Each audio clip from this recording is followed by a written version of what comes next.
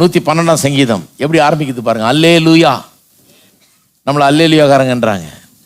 ஆமாம், அல்லேலூயாக்காரங்க தான். ஆனால் சும்மா சும்மா எதுக்கோ அல்லேலூயா சொல்கிறது இல்லை. சொல்கிறார், நான் பஸ் ஸ்டாண்டில் நின்று கொண்டிருந்தேன், கையில் ஒரு காசும் இல்லை, அல்லேலூயா. பயந்து கொண்டிருந்தேன், அல்லேலூயா. அதுக்கெல்லாம் அல்லேலூயா சொல்லக்கூடாது.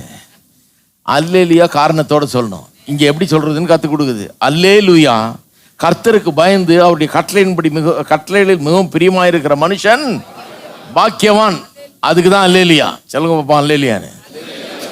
அவன் சந்ததி பூமியில் பலத்திருக்கும், செம்மையானவர்கள் வம்சம் ஆசீர்வதிக்கப்படும். நல்லா வருது பாருங்க. இப்போ அல்லேலூயா ஏன் வரமாட்டேங்குது? சில இடத்துல ஏலம் போட வேண்டியதா இருக்குது. எல்லாரும் ஒரு 3 அல்லேலூயா சொல்லுங்க.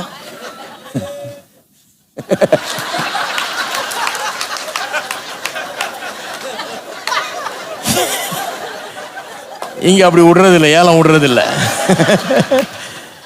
அல்லேலூயா சொல்லுங்க. என்னைக்காவது நான் சொல்லியிருக்கேனா?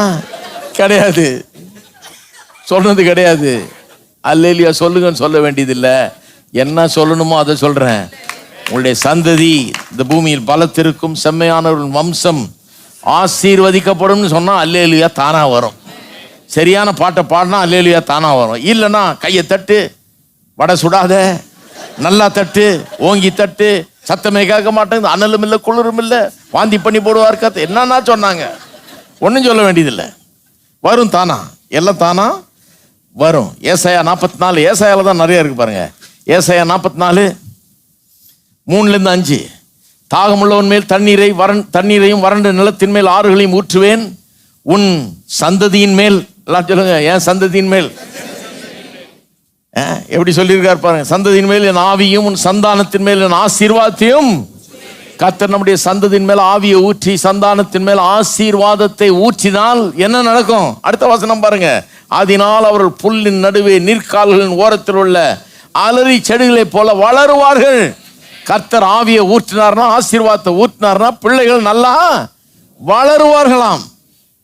ஒருவன் நான் கர்த்தருடையவன் என்பான், ஒருவன் யாக்கோபின் பெயரை தரித்துக் கொள்வான், ஒருவன் தான் கர்த்தருடையவன் என்று கையெழுத்து போட்டு இஸ்ரவேல் நாமத்தை தரித்துக் கொள்வான். ஒன்னொன்னு இப்படி இருக்குன்றாரு.